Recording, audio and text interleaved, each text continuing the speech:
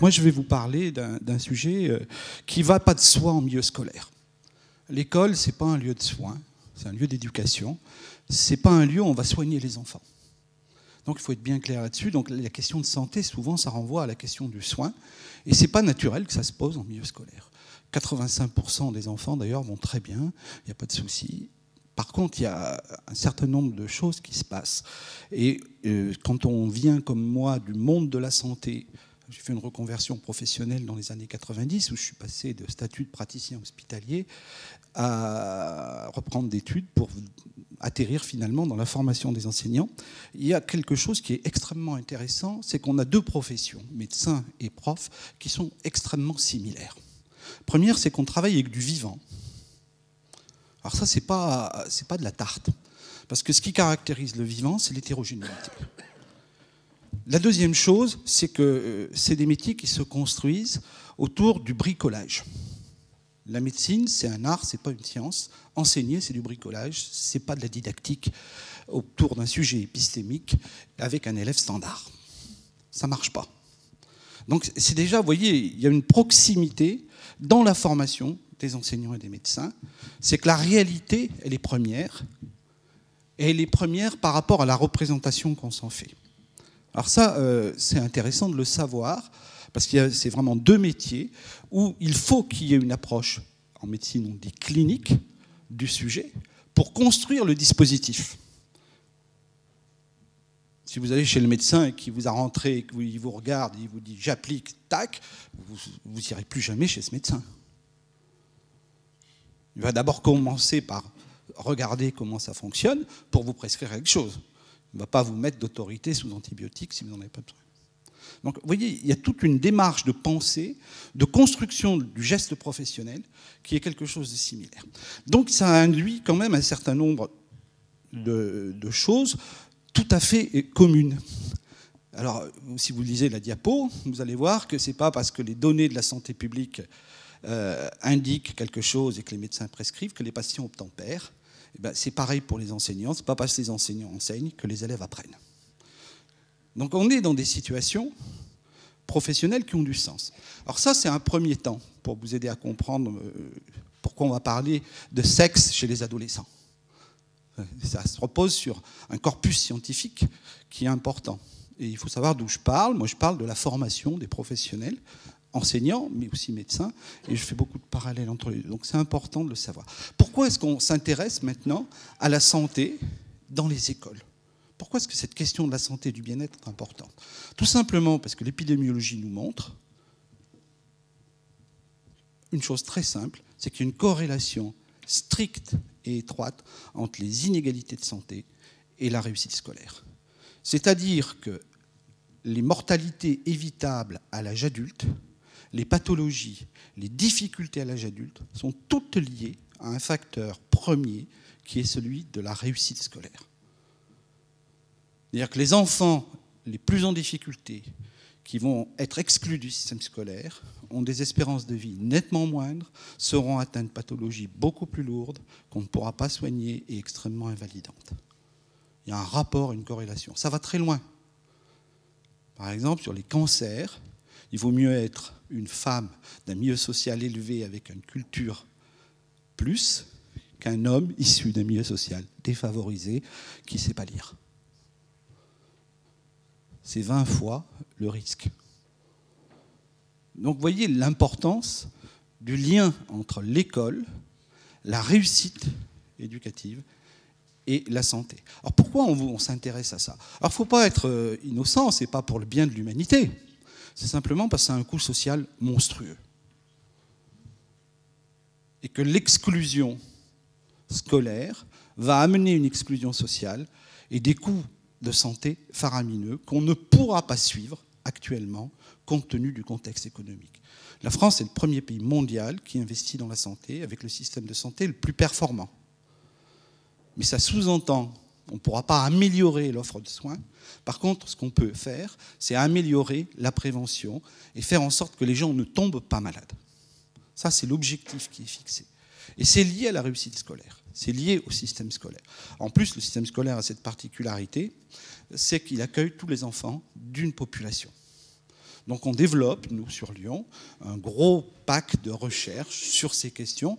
Je vous en présenterai un tout petit bout aujourd'hui sur le collège et notamment la sexualité des adolescents, mais c'est quelque chose qui est beaucoup plus large que ça. Alors je vais vous parler maintenant d'un certain nombre de concepts qui sont importants de comprendre. Le concept dont vous entendez parler, et qui sont des concepts qui vont mélanger des choses, et qui sont des concepts qui vont être des sortes d'écrans, et qui vont venir brouiller un peu la compréhension des choses. Alors, le premier, un mot dont on se gargarise bien, même y compris dans l'éducation, c'est le mot de prévention. Il faut prévenir l'échec scolaire, il faut prévenir. Il faut savoir ce concept-là, c'est un concept qui vient du milieu médical, qui s'établit en 3 temps, la prévention primaire, la prévention secondaire et la prévention tertiaire, mais qui est fortement issu du milieu médical. Avec en arrière-plan une définition de la santé qui n'est pas fondée sur autre chose que l'absence de maladie. C'est-à-dire quand on va travailler en utilisant ce mot prévention, ce qui est en arrière-plan, c'est la focalisation sur la maladie. La focalisation sur la maladie, c'est la focalisation sur le soin. Prévenir l'échec scolaire, c'est mettre en place des dispositifs de soins anticipés par rapport à une maladie qui s'appellerait la difficulté ou l'échec scolaire. C'est-à-dire qu'on va non pas focaliser sur le bien-être et le bon fonctionnement, mais sur l'extraordinaire et la monstruosité, comme disait Magdalena. Alors, les objectifs de la prévention primaire, c'est soustraire à un risque et réduire l'incidence et le flux de malades. Les objectifs de la prévention secondaire, c'est réduire la phase de latence, c'est-à-dire le temps avant de tomber malade, réduire le nombre de malades et réduire le stock. Et la prévention tertiaire, c'est une fois que les gens ont déclenché une maladie, c'est faire en sorte qu'ils puissent se réinsérer socialement. Alors la prévention, elle est toujours de nature très probabiliste. C'est-à-dire on sait des arguments qui existent sur ce que doit faire une communauté. Par exemple, il vaut mieux ne pas fumer, mais ça reste très incertain pour une personne donnée.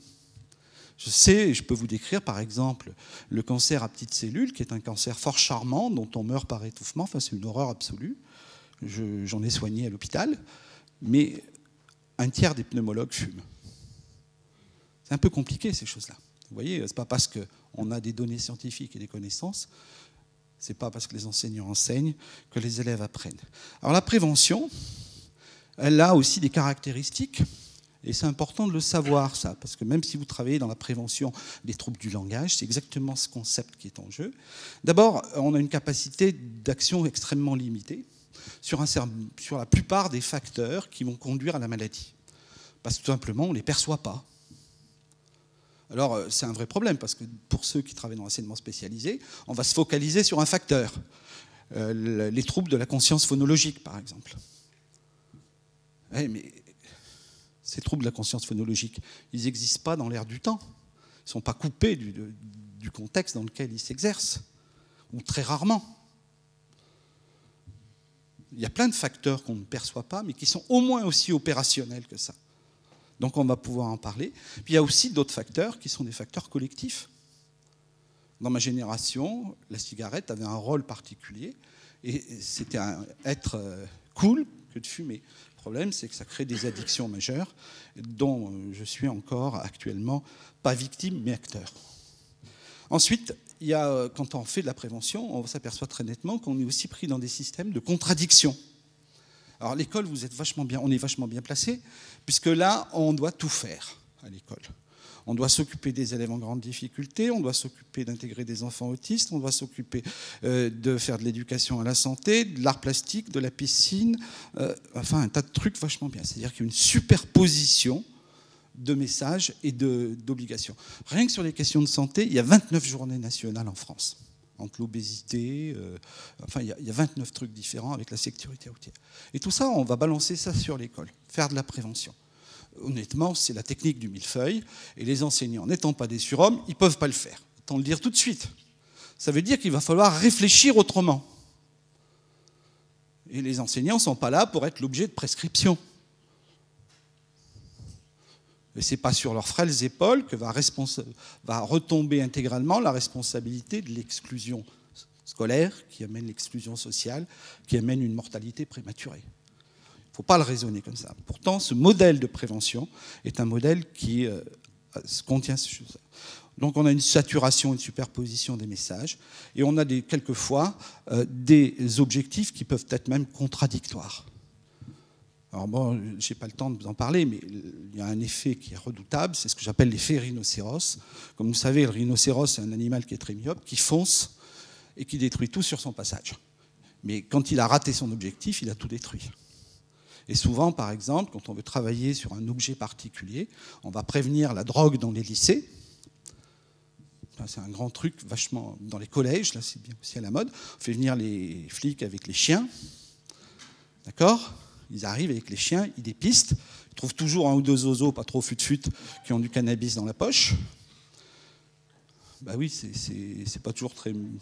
C'est une pratique assez répandue, même si je lâche les chiens ici, je suis pas sûr qu'il n'y en ait pas qui en ait. Donc...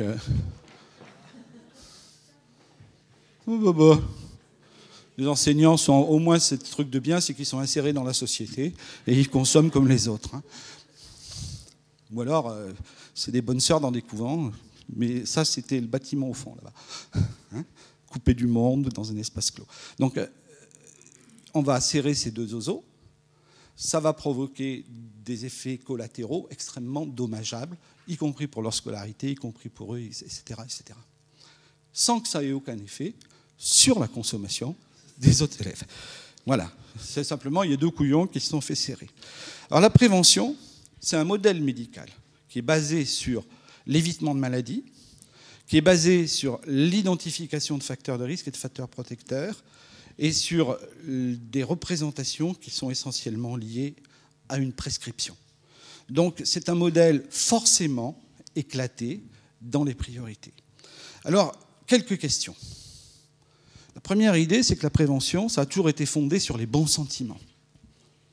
Puisqu'il s'agit de faire le bien d'autrui, y compris contre son gré, l'acte est forcément légitime. Regardez ce qu'on fait sur la prévention au niveau des enfants. Par exemple, au niveau des réseaux d'aide. Moi, je connais bien les réseaux d'aide. Hein. Mon épouse a réseauté pendant 25 ans. C'est un vrai problème. Quand vous signifiez à un enfant de 3 ans ou 4 ans en école maternelle, ou lors de la visite de grande section, vous posez le diagnostic, moi, un docteur, j'ai vu ce petit-là, risque du trouble du langage. On a des effets de prédiction qui sont délétères. Alors, on avait fait une expérience sur Lyon qui était assez amusante, c'est qu'on avait testé tous les enfants de grande section, à peu près 800 gamins, et d'un côté, on a signifié aux instituts les résultats des tests sur la moitié de la population, et sur l'autre moitié, on ne l'a pas signifié. Et on est revenu en fin d'année de CP pour voir s'il y avait correspondance entre les deux groupes, ceux qu'on avait identifiés en grande section. Donc on avait deux groupes similaires. Dans le groupe où on a signifié aux instituts, il va y avoir un risque, corrélation absolue à la fin du grand CP. Dans le groupe où on n'a pas signifié, ce n'est pas forcément ceux-là qui ont été en échec. Et on l'a fait 3 années de suite. Donc c'est intéressant de savoir que la prévention, ça peut avoir des effets complètement délétères. C'est vachement important. Et on a des gens qui travaillent sur les suivis scolaires des élèves. Il faut voir le poids de la prédiction sur les carrières scolaires. C'est extrêmement important. Donc tout ça pour non pas vous inviter à ne rien faire, mais pour vous éviter à avoir un recul réflexif et vous poser des questions en termes d'éthique. Il ne faut pas ignorer les enfants en souffrance, en difficulté. C'est pas ce que je dis. Hein. Il ne faut pas se tromper. Mais il faut avoir un recul réflexif, éthique et une lecture un peu plus fine des choses. Donc pourquoi je parle de la prévention ? Parce qu'on va envoyer des messages. Alors j'ai utilisé des messages, vous les connaissez. Réfléchissez un petit peu quels sont les effets des messages qu'on va envoyer. Là, fumer tue, fumer provoque le cancer. Eh bien moi, mon papa, il fume, il n'est même pas mort.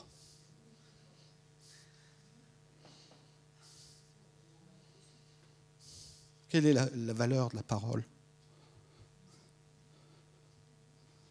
et de la parole scientifique en plus. En plus, faire peur, comme c'est souvent le cas sur les messages en matière de prévention, culpabiliser, quel effet ça a? Quand je vous dis ça, ce n'est pas une vue de l'esprit. Regardez bien, quand vous promenez dans les écoles. C'est la faute à qui? S'il y avait des parents normaux, ça serait bien quand même. Puis alors, ces parents divorcés, vous l'avez vu, les mères célibataires. De toute façon, c'est la faute aux femmes. Ça, c'est bien connu. Elles ont un cerveau plus petit. Elles doivent moins savoir de choses, etc. etc. Donc, vous percevez la cohérence profonde qui existe entre nos systèmes de communication et les impacts et les effets que ça a. Dernier point aussi important sur la question de la prévention. Au nom de quoi est-ce que je dois faire le bien ou le mal? À quelles conditions? Ça, je l'ai pris parce que je le trouve magnifique, mais c'est ce qui a fondé notre école républicaine. Et nous ne sommes pas autre chose, moi, professeur d'université, comme vous, professionnel en exercice sur le terrain, moi j'en suis un peu plus loin du terrain, mais nous ne sommes pas autre chose que des sujets qui s'inscrivent dans cette histoire.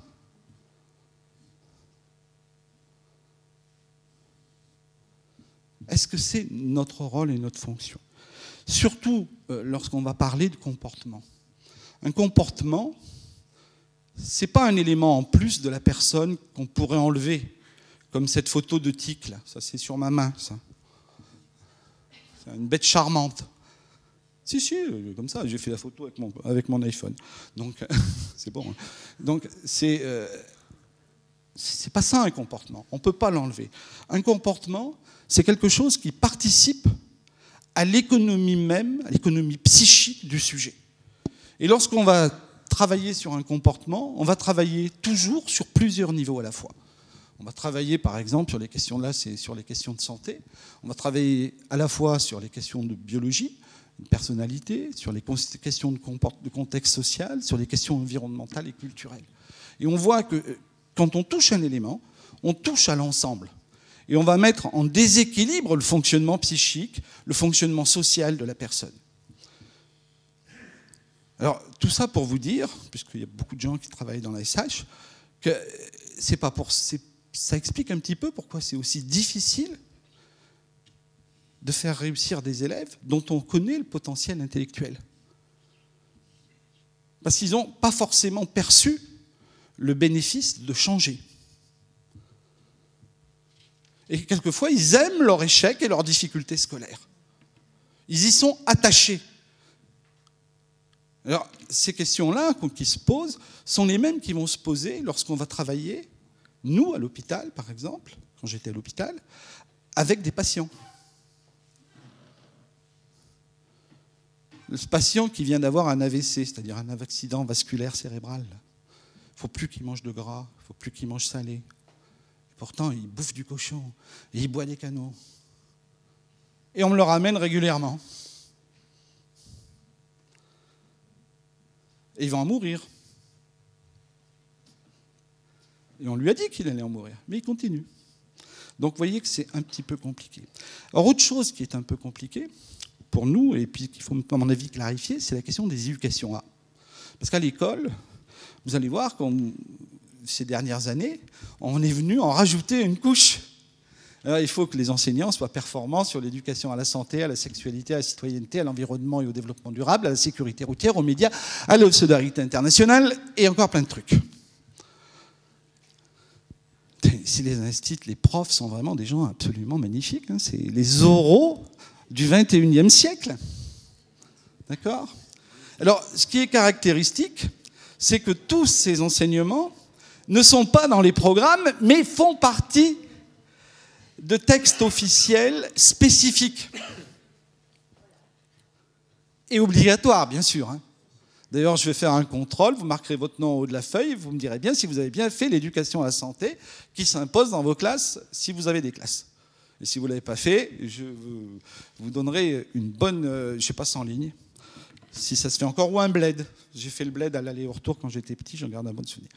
Alors, il faut bien comprendre que ces éducations A, elles ont un statut particulier. C'est ce sur quoi je vais vous parler, parce que ça me paraît important, et notamment dans le cadre du parcours éducatif de santé. On parle aussi à l'école d'autres éducations, les éducations artistiques, l'éducation physique et sportive, mais ce n'est pas la même chose.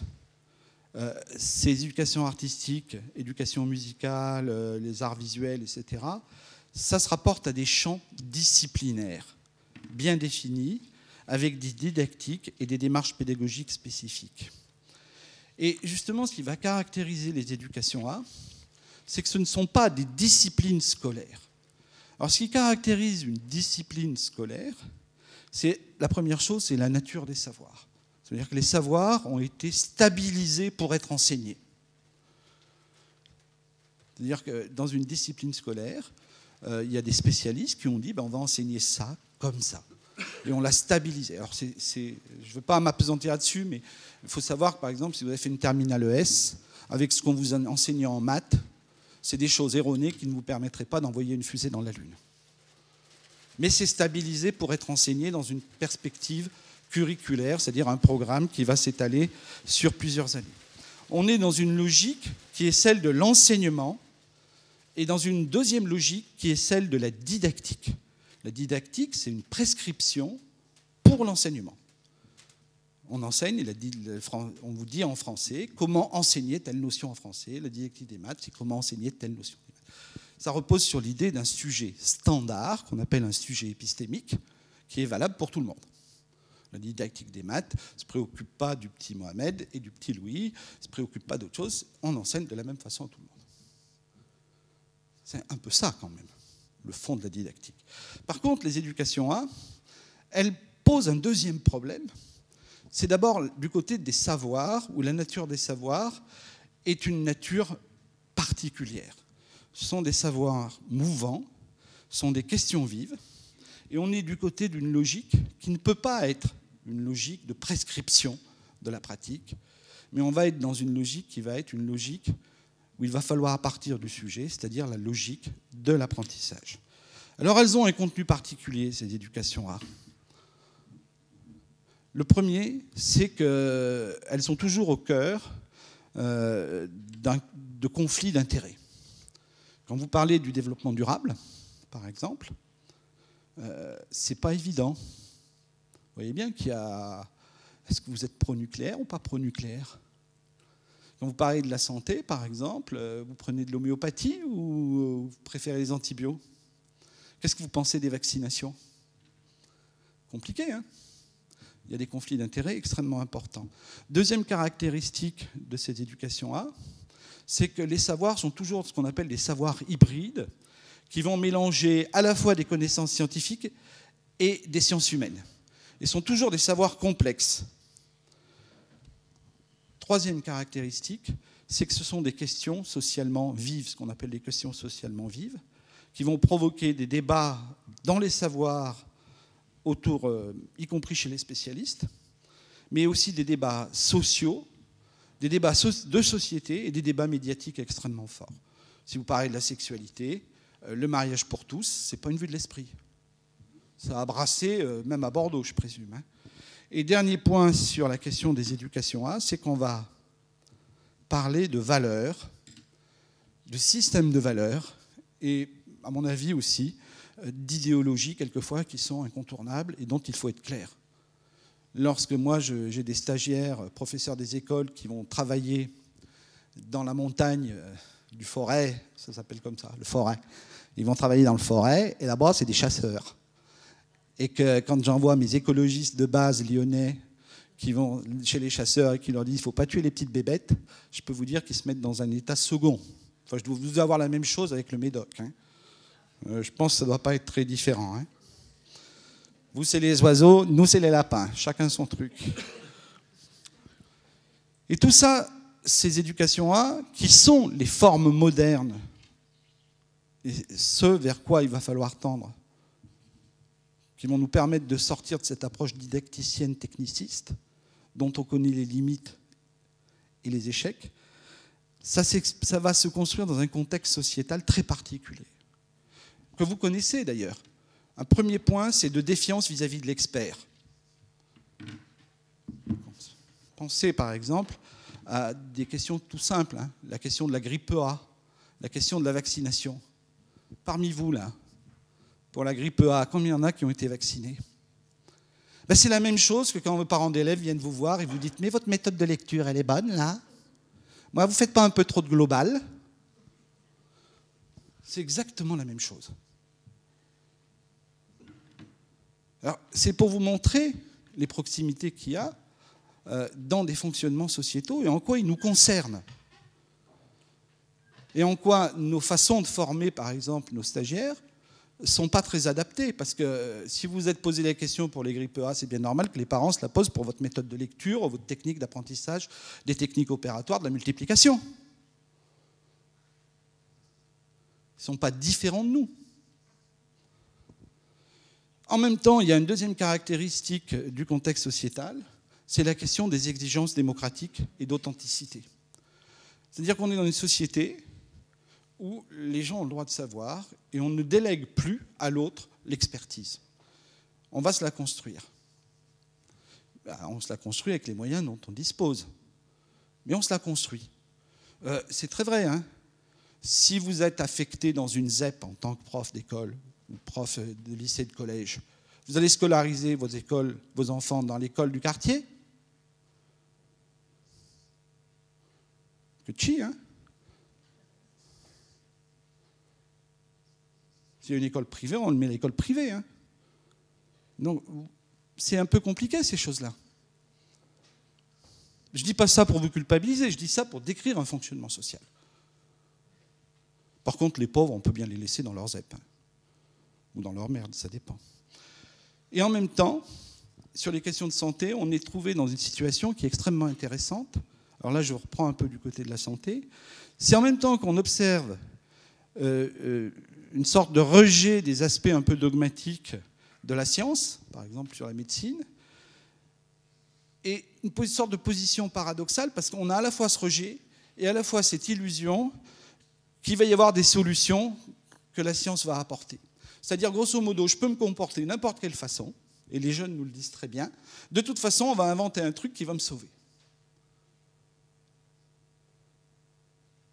Et ça nous imprègne profondément, notamment sur les comportements à risque. Alors, les questions sociales sont socialement vives. Alors, je ne vais pas y parler trop longtemps, parce qu'elles sont porteuses de discussions et de désaccords. Elles sont aussi porteuses de beaucoup d'incertitudes et de controverses, au moins dans 3 domaines. Alors, je vous le mets, hein, vous le lisez si vous avez le temps, si vous en avez envie. Mais je crois qu'il faut vraiment comprendre que d'un côté, on a des disciplines scolaires qui donnent un statut de vérité à l'enseignement. 2 et 2, ça fait 4, ça c'est sûr. Et de l'autre côté, on a des enseignements qu'on appelle les éducations A, où justement, ce qui caractérise, c'est qu'il n'y a pas de vérité, il y a des savoirs mouvants, et il va falloir que le sujet construise sa propre idée sur ces savoirs en fonction d'un certain nombre d'éléments dont on va parler tout à l'heure. Alors, c'est intéressant de le savoir pour nous, parce que l'avenir du métier, c'est ça. On n'est plus dans la logique de l'instruction, sur laquelle reposent les disciplines de l'enseignement, mais sur la construction d'un sujet qui va être un citoyen en capacité de voter, de prendre des décisions, etc. Alors là, on est dans une logique qui est nouvelle. Et c'est vrai que ça pose problème, parce que les enseignants enseignent des choses sûres. Et là, on va travailler sur des choses qui ne sont pas sûres. Alors, tout un ensemble de contextes, de concepts, qu'il va falloir adapter au climat scolaire. Notamment, comment est-ce qu'on va transformer ces questions socialement vives en objets d'éducation? Comment est-ce qu'on va faire pour non plus se centrer sur le savoir, qui est extérieur au sujet, mais se centrer sur le sujet pour l'aider à construire son savoir. Comment on va se centrer sur le sujet en tant que sujet social?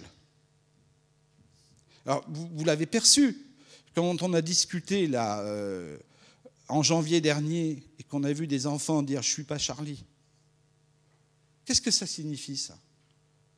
Dans mon esprit, j'étais le seul à ne pas être Charlie. On n'a pas marqué un truc là.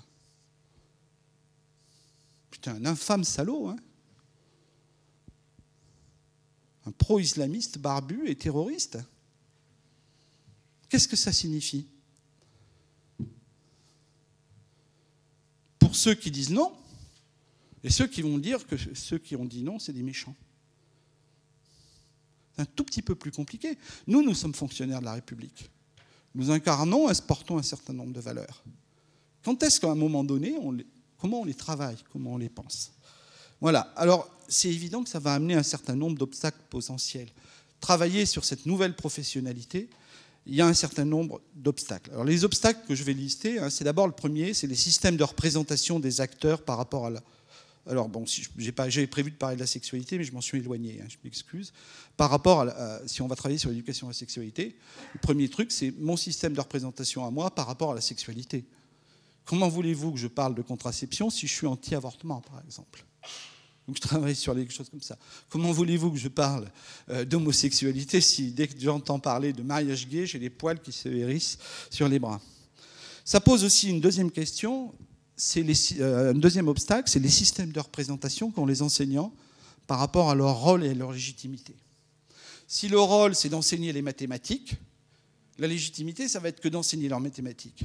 Alors, grâce à Dieu, j'allais dire, c'est un petit peu de sourire pour moi, grâce à Dieu, la loi de refondation de l'école a redéfini fondamentalement le rôle des enseignants. Et elle ne l'a pas défini parce qu'il y a un ministre qui passait par là en se disant « Oh là là, je vais faire ma réforme ». Elle l'a redéfini parce qu'on est dans un continuum depuis 1945 en matière de réforme de l'enseignement, que ce soit des ministres de droite ou de gauche. Parce qu'on est dans un continuum qui va d'une école fondée sur l'instruction à une école qui va viser à construire des citoyens responsables. Et ce n'est pas parce qu'on changera de gouvernement, qu'on changera de ministre, qu'on changera de sens à la loi. Ça a peu changé. Après, il y a des revendications syndicales, mais ça, c'est autre chose. Les syndicats sont là pour défendre les intérêts de leur personnel, mais ils n'attaquent pas le fond de la loi. Donc, un système de représentation des enseignants par rapport à leur rôle. Et notamment une question qui nous pose, à nous chercheurs, la question de leur légitimité. Mais est-ce que j'ai le droit, moi, de parler de santé? Non, si c'est du soin. Oui, si c'est de l'éducation. Parce que les enseignants, les profs d'école, les profs de collège et de lycée sont des éducateurs. Et ils ont des compétences en éducation, ils ont un véritable savoir-faire et un véritable professionnalisme. Il n'y a que qui ne le savent pas. Mais quand on travaille de l'extérieur, zut, rester 6 heures par jour ou 20 heures par semaine avec des adolescents, ce n'est pas donné à tout le monde. C'est même franchement insupportable pour 80% de la population. Ça relève quelquefois de l'héroïsme. Plus se cogner les parents, c'est pas de la tarte. Déjà, ces enfants, c'est pas de la tarte, mais les enfants des autres, alors je vous en parle pas. Donc, un problème de représentation qui est un véritable obstacle. Et dernier point, c'est des pratiques sociales de référence, c'est-à-dire qu'est-ce qu'on fait dans la classe, qu'est-ce qu'on fait partout. C'est quoi le métier d'enseignant?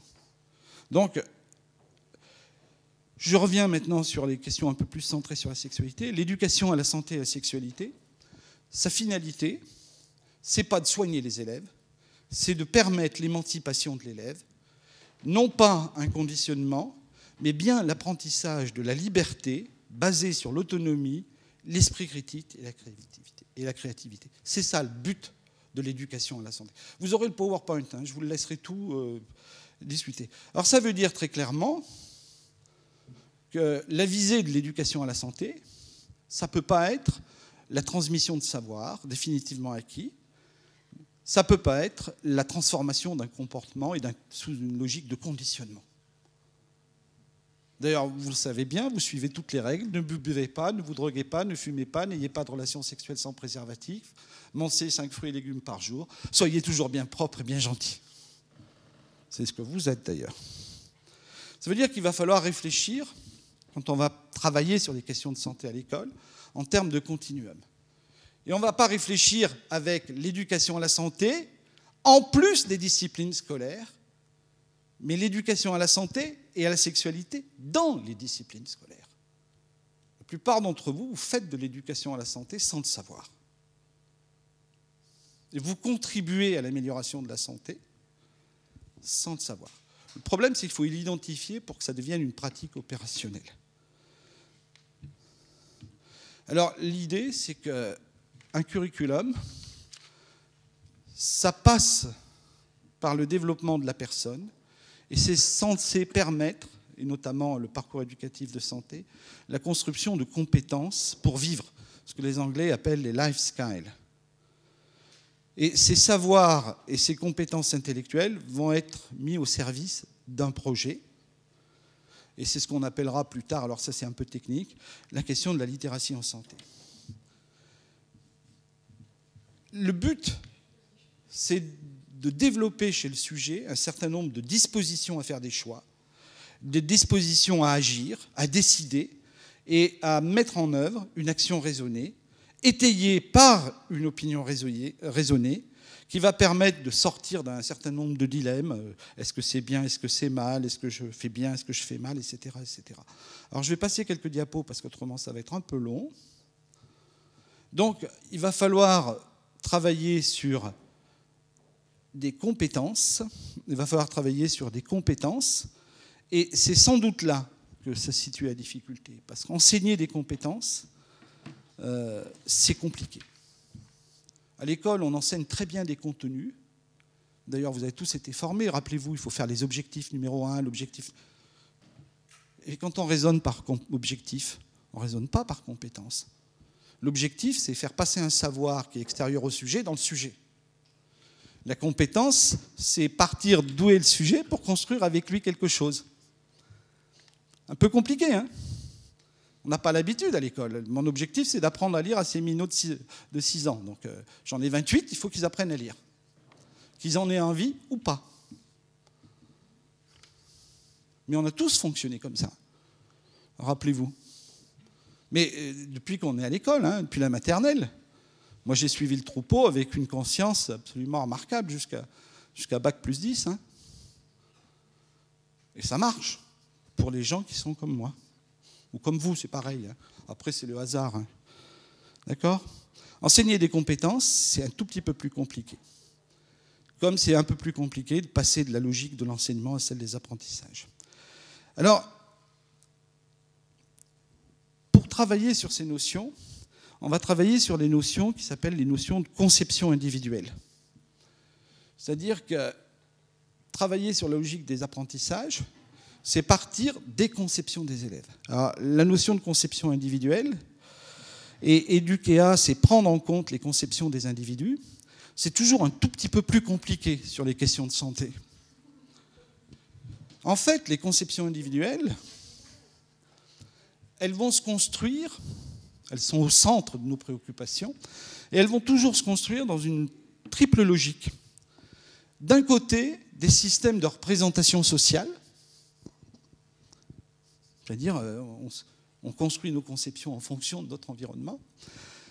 Pour nous, parce qu'on est dans l'éducation, des connaissances scientifiques qui ont été validées par une communauté, et de l'autre côté, des pratiques sociales de référence et des comportements. C'est-à-dire qu'on se construit toujours un système de conception, surtout en fonction de ces trois positionnements. Alors si on prend le sexe, en fonction de notre niveau de littératie en santé, c'est-à-dire de savoir ce que je sais sur la sexualité, je vais modifier mes conceptions. Mais le poids des représentations sociales va être considérable. Si par exemple je vis dans un pays où dès qu'on entend le mot homosexuel, on sort un truc pour pendre, pour suspendre par le cou, c'est sûr que ça ne favorisera pas, si moi je suis homosexuel, l'idée que je puisse passer à la pratique. Donc on voit bien qu'il y a des pratiques de référence, il y a des représentations sociales et il y a un certain nombre de connaissances. Donc conduire l'élève à opérer des choix éclairés et responsables en matière de sexualité, ça va se développer autour de 3 grands axes. Il va falloir développer ses compétences personnelles, sociales et civiques. Alors ça c'est intéressant parce que qu'est-ce qu'on fait à l'école, au collège et au lycée ? Avec les maths, avec le français, avec les STAPS. On travaille sur la question du développement des compétences personnelles, sociales et civiques, à travers un plein de choses. quand on fait de la vie de la classe, par exemple. On est dans la promotion de la santé. C'est pas buvez pas, mangez pas 5 fruits et légumes par jour. Hein. Donc c'est un pôle plutôt centré sur les développements d'attitudes. Ensuite, là, il y a un apport de connaissances. Il faut savoir un minimum les comportements, des choses sur les comportements et leurs effets. Un pôle plutôt centré sur l'apprentissage. Ensuite, acquérir les moyens d'un regard critique vis-à-vis de son environnement. Et un pôle plutôt centré sur l'apprentissage de capacités. Donc là, c'est intéressant. Et ça va m'amener à vous parler d'un concept qui s'appelle les compétences psychosociales, qui est un concept qui a été défini par l'Organisation mondiale de la santé et qui sont des choses tout à fait intéressantes et que vous allez retrouver, puisque ces compétences psychosociales, finalement, on les retrouve dans l'apprentissage de la lecture. Et les joueurs de foot les ont poussés au plus haut niveau pour être d'excellents joueurs de foot. Et je pense que l'équipe de Bordeaux, pas trop cette année, ces dernières années-là. Ils ont perdu en compétences psychosociales. Il y en a 10 qui sont associés 2 par 2. La première groupe de compétences, c'est résoudre des problèmes et prendre des décisions. Alors quand on travaille ces compétences à l'école, on ne va pas les travailler sur la tuberculose, mais on peut très bien les travailler dans les mathématiques, on peut très bien les travailler dans la littérature de jeunesse, mais il faut pouvoir les identifier. Et ça, c'est fondamental. Deuxième groupe, avoir une pensée créative et développer une pensée critique. Comment on développe une pensée critique à l'école ? Qu'est-ce que vous avez eu comme enseignement ? Qu'est-ce qu'on vous a appris à l'école sans qu'on vous l'ait jamais ouvertement enseigné et qui fait que vous avez réussi ?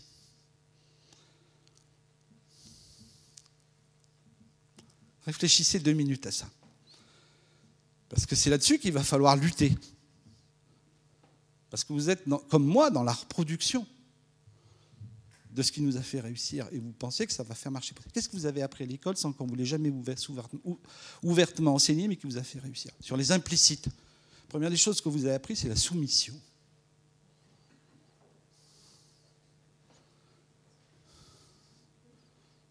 C'est une des valeurs dominantes. On ne vous a pas demandé d'être intelligent, mais de bien répondre ce que le prof attendait. Ce collège et lycée, c'est que ça. Hein. Mais ça commence très tôt. Hein. Mon petit-fils a ramené l'autre jour une copie CE2. Il ne faut pas être trop intelligent. Il avait osé affirmer que les oubliettes, ça n'existait pas dans les châteaux forts. C'était une invention d'un Gugus qui s'appelait Viollet-le-Duc, au XIXe siècle. Et qu'au Moyen-Âge, elle ne servait surtout pas à emprisonner les prisonniers, les paysans, etc. Et la maîtresse lui a dit « Arrête tes salades ». Donc, comme il n'est pas con, il a dit écoute, maintenant je la ferme. C'est ce qu'il m'a dit. Il m'a dit écoute, papy, je ne veux pas la contrarier. Je veux être tranquille et continuer à pouvoir lire tranquillement mes livres au fond de la classe. Mais c'est intéressant. Moi, je suis vieux, donc je n'ai plus rien à perdre. Hein. Je peux dire des choses. C'est assez intéressant. Autre groupe de communication sociale, de compétences psychosociales. Des compétences, c'est lié à la communication et lié à la relation à l'autre. Pensez aux élèves que vous avez en grande difficulté. Comment ils communiquent ? T'emmerdes. Et encore ça, c'est le degré évolué de la communication. Sans quoi, ils commencent par taper. C'est ce qu'on appelle le passage à l'acte. Deuxième chose, c'est avoir conscience de soi et avoir de l'empathie pour les autres. Et le cinquième dernier groupe, c'est faire face au stress et faire gérer ses émotions. Savoir gérer son stress et ses émotions. Alors ça, quand on travaille ces compétences, on travaille sur des questions de promotion de la santé. Et l'éducation à la santé, comme l'éducation à la sexualité, ce n'est pas une discipline en plus.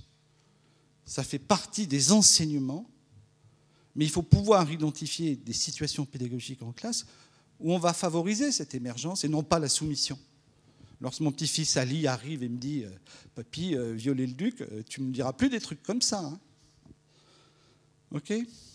Alors, on voit bien la différence qu'il existe entre prévention et éducation. Ce n'est pas la même chose.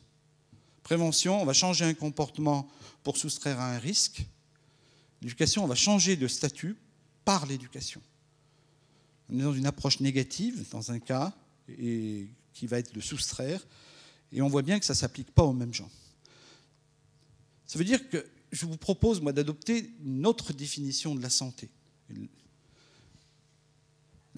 La santé, actuellement, c'est plus l'absence de maladie.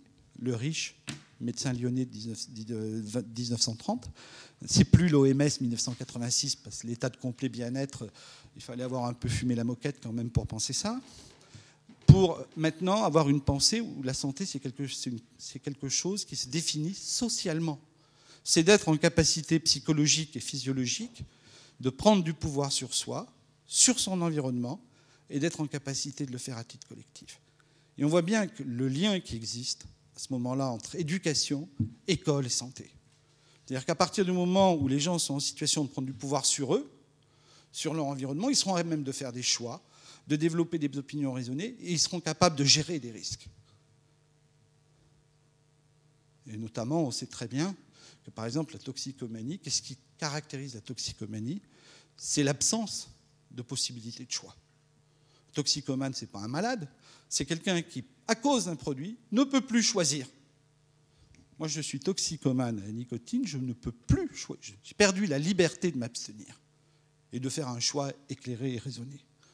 Donc on voit bien que quand on travaille sur ces questions-là, on va travailler dans une logique tout à fait différente et que les enseignants sont compétents sur les questions de santé. Alors ils n'ont pas le sentiment d'être légitimes, mais ça va venir, ça, dans le futur. Donc il faut repenser la prévention d'une autre logique. Avoir une logique d'une prévention populationnelle, où on va travailler les questions de littératie, on va travailler le parcours éducatif de santé, on va travailler sur les compétences psychosociales. Ça sera pour tous, une politique scolaire et éducative. On va travailler un peu plus tard, me semble-t-il, autour d'approches thématiques. Par exemple, c'est quand même pas mal que les adolescents soient informés, et vous allez le voir tout de suite après ça, sur les questions de sexualité. Et vous verrez que nos représentations sur les SECPA sont complètement folles. Parce qu'on a fait une étude comparée avec ceux qui n'étaient pas en SECPA, et ce n'est pas si affreux que ça. Et on peut après développer une troisième type de prévention, qui est une approche ciblée, pour ceux qui ont été en contact avec le risque. Alors je vous rappelle mon modèle, parce que c'est ce qui va nous... Alors je fais passer ça, j'avais parlé de vous parler de la... Bon, vous le retrouverez. Je vais vous parler maintenant de la recherche en SECPA, parce qu'il me reste exactement 8 minutes. Si ? Un quart d'heure, bon, ça ira. Donc, en quoi la problématique de notre recherche, c'était en quoi les représentations sociales, les pratiques et les connaissances des élèves de SECPA sur la sexualité diffèrent-elles de celles des élèves de l'enseignement ordinaire? Peuvent-elles constituer un obstacle à la mise en œuvre d'actions éducatives à la sexualité? Alors, la première population, c'est que la population étudiée, vous voyez, on a pris tous les SECPA d'un département, le département de la Loire, c'est dans la région Rhône-Alpes, qui a comme caractéristique d'être 1% de la population française. Donc 1% des SECPA. Avec ce département, il est très bien si vous voulez faire des études statistiques. Si vous couvrez le département, vous avez une rural, urbain. C'est statistiquement le modèle réduit de la France, y compris pour les résultats aux élections. Donc quand vous regardez sur les résultats aux élections nationales, vous regardez le département de la Loire, dès qu'ils sortent les statistiques, ça pile poil, depuis 1960, ça marche partout.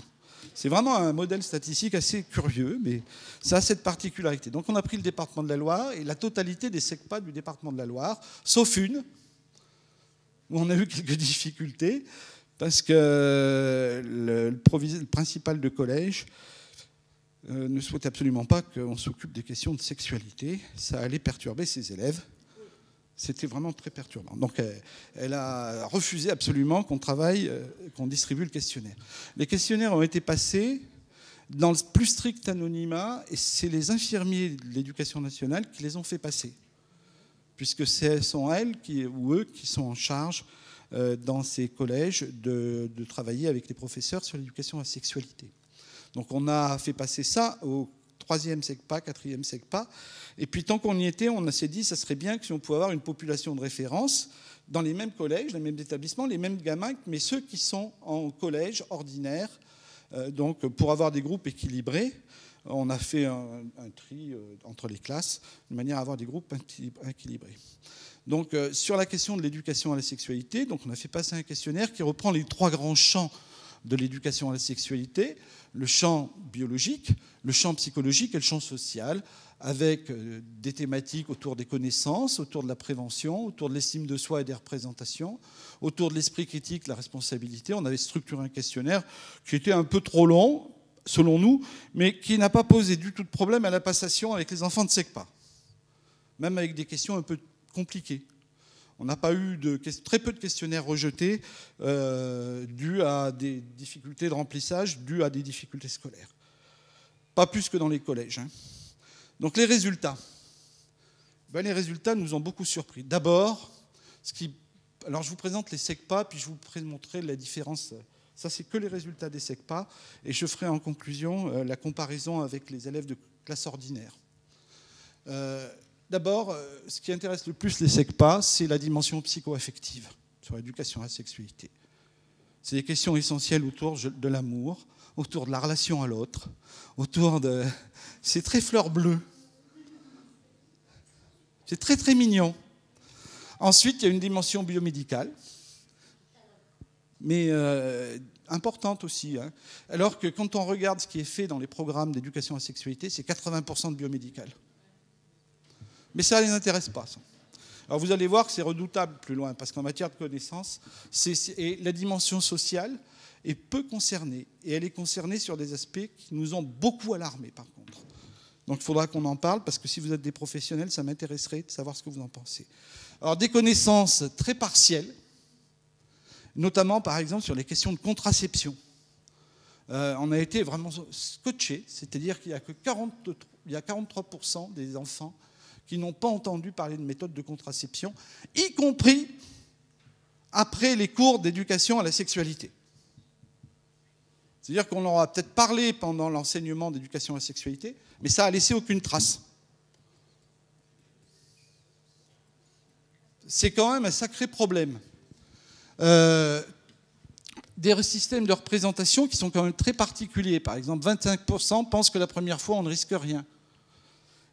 Il y en a 30% qui pensent que la pilule, c'est un excellent moyen pour éviter le sida et les infections sexuellement transmissibles. Et alors sur l'IVG, c'est complètement affolant. 48% ne savent pas ce que c'est. Et parmi ceux qui savent ce que c'est, ils sont plus de la moitié à penser que c'est une très bonne méthode de contraception.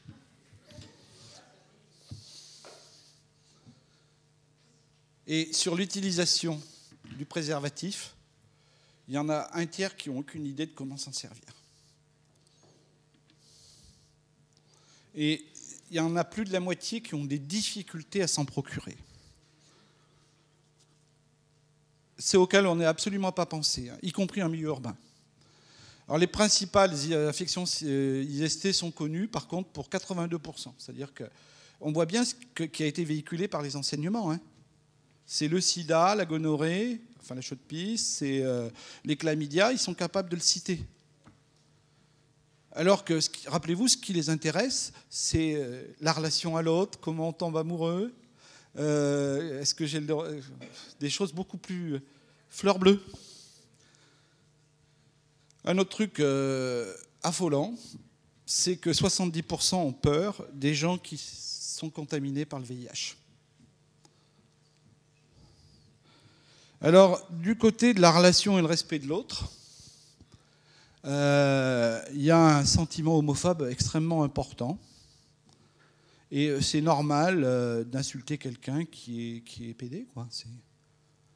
C'est normal, ça ne devrait pas exister. On a même il y a eu des expressions libres dans les questionnaires qui sont d'une férocité redoutable.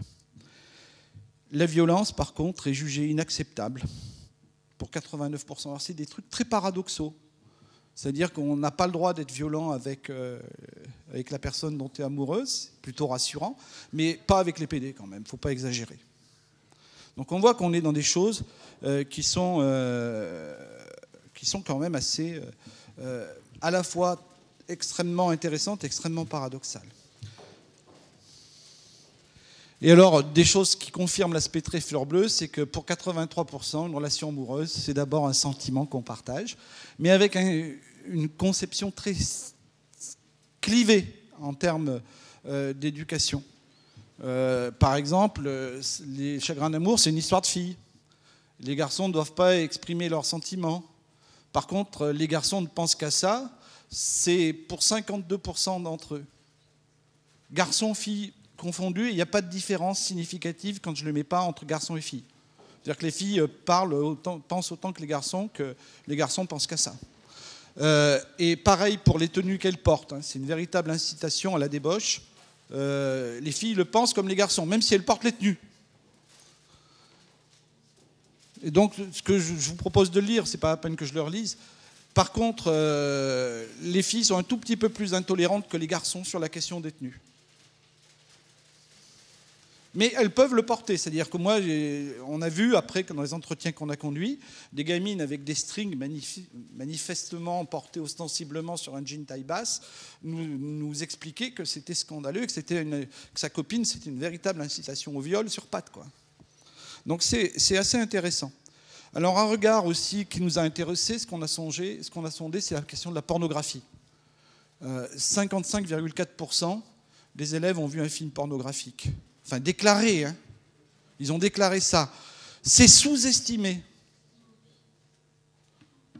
C'est sous-estimé parce que les choses délictuelles, ils ont du mal à aborder, hein.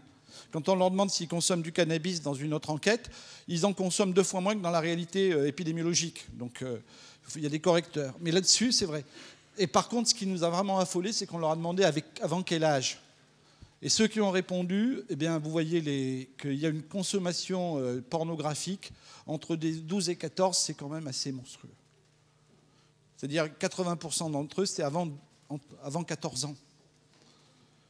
Alors, c'est intéressant de le savoir, parce que quand vous arrivez avec des programmes d'éducation à la sexualité tels qu'ils sont conçus, vous ne répondez pas à leurs questions. Quand les gamins ont vu un film pornographique, quelle est la question des garçons? Non, pas ça. C'est ça, ils regardent, ils disent « Oh là là, je suis bien petit, moi ». Donc une vraie angoisse de ne pas être dans la norme. D'où, quand on travaille un petit peu avec eux, ce besoin d'avoir une affirmation de la virilité pour compenser le manque présupposé. C'est des problématiques extrêmement anxiogènes dans le développement des adolescents. Cette comparaison par rapport à une vision. Et alors, ce qui est amusant, c'est qu'il y a une petite différence entre les élèves de SECPA et les élèves de classe ordinaire. C'est que les élèves de SECPA ont beaucoup plus vu de films pornographiques que les élèves de classe ordinaire. Ah, mais c'est statistiquement, on l'a croisé plusieurs fois avant de l'avancer. C'est pas du... Je regarde Eric parce qu'il s'amuse, mais en général, moi je viens de la médecine, donc en épidémiologie, quand on fait des stats et qu'on se trompe, on tue 50 000 personnes. Donc on évite de se tromper. Ça arrive de temps en temps, on en envoie quelques-uns au frigo, mais on évite. On a des modèles statistiques, c'est pas des pourcentages. Il vaut mieux pas, parce que si on teste un médicament et qu'on envoie toute la moitié de la France à de Patresse, ça fait désordre, ça fait tâche. Donc c'est les mêmes modèles qu'on utilise sur nos enquêtes, même avec des petits nombres. Pour vérifier la validité, ça s'appelle des régressions logistiques. Enfin bon, c'est pour moi, c'est un délit d'initié, Eric. On va pas casser les... J'ai évité de les mettre parce que je me suis dit que c'était un peu gonflant, il fallait plutôt mettre. Mais déjà, il y a quelques différences significatives. C'est-à-dire que les élèves issus des milieux les plus populaires, qui sont de manière dominante, on ne sait que pas, la variable, elle est là, incidente, hein, ont plus accès à la pornographie que les autres. Alors, du côté du droit, là, on a été un peu scotché. Et je vous laisse lire la phrase, hein, c'est que plus de 69% des élèves filles garçons de SECPA confondus pensent que c'est pas normal d'envoyer quelqu'un en tôle pour une tournante.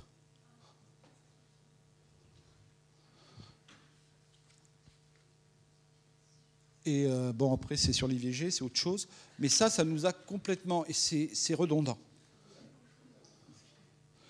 Alors, les ressources. Là, ça, c'est intéressant pour les profs. parce que la majorité des élèves pensent que c'est à l'école de transférer les informations et les choses comme ça. C'est-à-dire qu'ils ne peuvent pas avoir accès, à une information au niveau des familles, ou très rarement. 15% avec la mère, et le père est quasiment inexistant en SECPA sur ces questions de sexualité.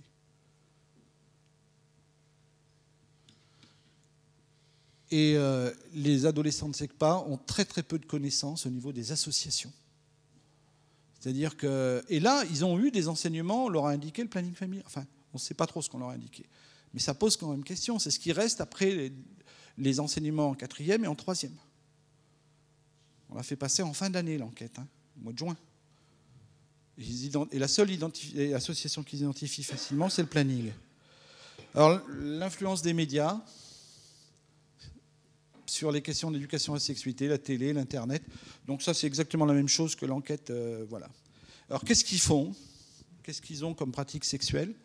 C'est d'avoir un petit ami, essentiellement. C'est de l'embrasser sur la bouche, un petit peu de caresse, et pour très peu, d'avoir un acte sexuel avec pénétration. Alors, les différences SECPA et classe ordinaire. Alors, première difficulté, c'est l'accès à l'information, et notamment le rôle de la pornographie. Deuxième caractéristique, c'est que les élèves de SECPA ont plus de pratiques sexuelles que les élèves de classe ordinaire. Volontaires ou non volontaires. Je n'ai pas voulu rentrer dans les détails, mais ils sont plus victimes aussi d'une sexualité non consentante. Et souvent démarrée plus tôt que les autres. Mais ce n'est pas très significatif, par contre. Et puis après, dans les stéréotypes, il y a des choses assez mignonnes, notamment sur les filles. On voit bien qu'il y a quelque chose qui relève de l'identité. Je vous laisse lire. Et quelque chose d'aussi intéressant, c'est que les garçons ne peuvent pas se faire violer. Alors, tout ça, c'est des questions qui ont été validées. Les questionnaires, on ne construit pas un questionnaire parce qu'on a envie de construire un questionnaire.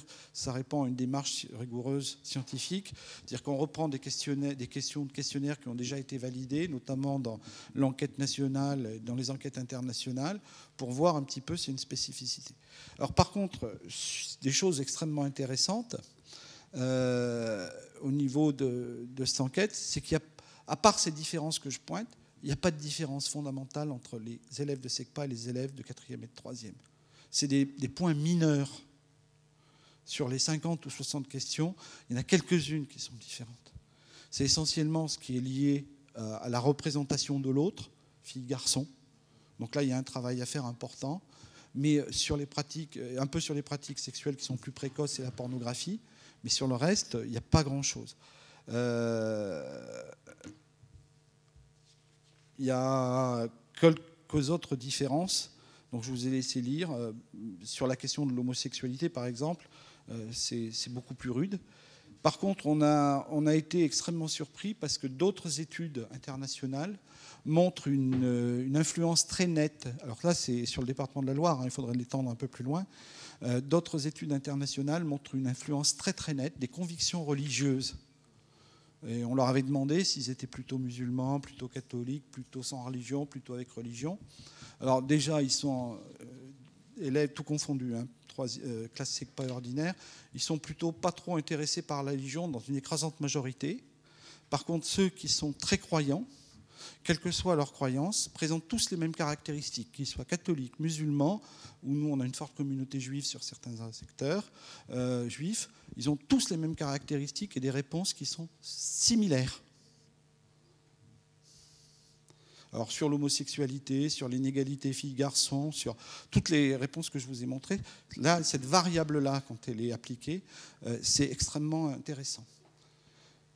Et plus le niveau scolaire est bas, plus il s'estime en difficulté à l'école, parce que c'est aussi quelque chose qu'on avait difficulté, plus ces caractéristiques sont aussi très fortes. Et on vient de terminer une grosse étude internationale la semaine dernière. On retrouve la même chose chez les enseignants. C'est intéressant. C'est-à-dire que plus le niveau d'études universitaires est faible, plus les enseignants sont dans des positions rigides et réactionnaires par rapport à la sexualité, sont contre les droits, l'égalité des droits hommes-femmes, contre l'égalité des... etc. Et plus ils croient en Dieu, plus ils sont sur ces positions-là. Donc nos élèves n'échappent pas à cette règle. Voilà ce que je voulais vous dire là-dessus. En conclusion, c'est l'importance de la prise en compte des représentations sociales et de leurs déterminants dans la constitution des dispositifs pédagogiques. C'est pour ça qu'on fait ces enquêtes. Parce que si on continue à parler de tuyauterie et que ce n'est pas ça qui les intéresse, on voit bien que ça contamine tout le reste. Ils ne prennent pas l'information sur les associations, ils ne prennent pas l'information sur les ressources. Et voilà. Deuxième point, c'est que ça montre aussi, ces enquêtes, que c'est vraiment extrêmement utile de penser des dispositifs dans une approche globale de la personne, c'est-à-dire dans un contexte et de la culture de la personne. Voilà, j'avais mis une conclusion en plusieurs trucs. Je vous le laisserai. Ah, zut. Bon. Je reviens à la dernière diapo parce que j'aimerais bien conclure là-dessus. Ça marche? Voilà. Alors, je pense qu'on va y arriver. C'est bon? Moi, je voudrais juste terminer sur cette phrase parce que je pense que j'ai commencé par une comparaison entre le métier d'enseignant et le métier de médecin. Je voudrais terminer là-dessus. Il me semble que le but du jeu de l'action éducative, c'est pareil en médecine. Le but du jeu de l'action de soins, c'est pas de... Vous savez, en médecine, on apprend une première chose. La première chose qu'on apprend, c'est de ne pas agir tout de suite. Et plutôt que d'essayer d'aider à tout prix l'autre, c'est d'abord qu'est-ce qu'on va faire pour ne pas en rajouter une couche et pour ne pas lui nuire encore plus. Primum non nocere. Premièrement, ne pas nuire. C'est-à-dire quand je suis urgentiste, quand j'arrive dans une situation d'accident, je commence par regarder ce qui se passe, je ne me jette pas sur le premier mec qui gueule. Et il peut hurler très fort, s'il a le petit doigt cassé, ça peut lui faire très mal. Je m'orienterai plutôt vers la dame là, qui est assise, qui est toute blanche, parce qu'elle a peut-être quelque chose de beaucoup plus grave que celui qui hurle plus. Et je ne vais pas faire n'importe quoi, je réfléchis d'abord pour ne pas nuire. Et peut-être qu'on pourrait repenser notre rapport à l'aide et qu'on soit moins dans l'agir, quelquefois, parce que quelquefois, ça pose vraiment problème à ceux dont on veut le bien.